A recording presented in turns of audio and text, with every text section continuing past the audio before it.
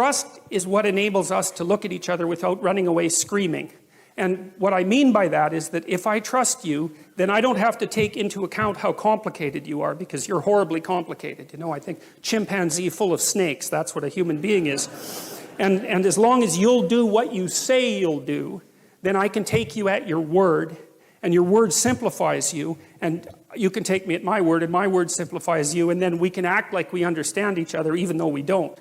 But then if that trust is betrayed, then all the snakes come forth very, very rapidly. And so all of you, I suspect, have been betrayed one way or another. And so what happens, if you're in a relationship with someone and you trust them, then you make certain assumptions about the past, and you make certain assumptions about the present, and you make certain assumptions about the future. And everything's stable, and so you're standing on solid ground.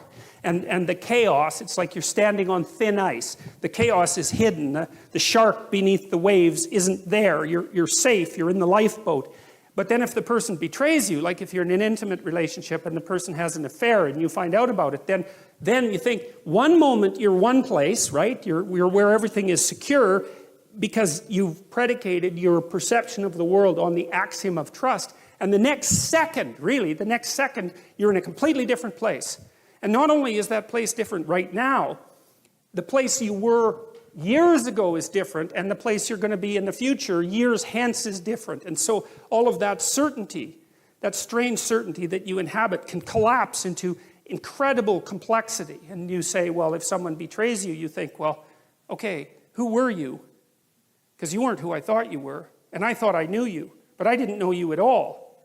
And I never knew you, and so all the things we did together, those weren't the things that I thought were happening. Something else was happening, and you were someone else, and that means I'm someone else because I thought I knew what was going on, and clearly I don't. I'm some sort of blind sucker, or the victim of a psychopath, or someone who's so naive that they can barely live, and I don't understand anything about human beings, and I don't understand anything about myself, and I have no idea where I am now. I thought I was at home, but I'm not. I'm in a house, and it's full of strangers, and I don't know what I'm going to do tomorrow, or next week, or next year. It's like all of that certainty, that habitable certainty, collapses right back into the potential from which it emerged.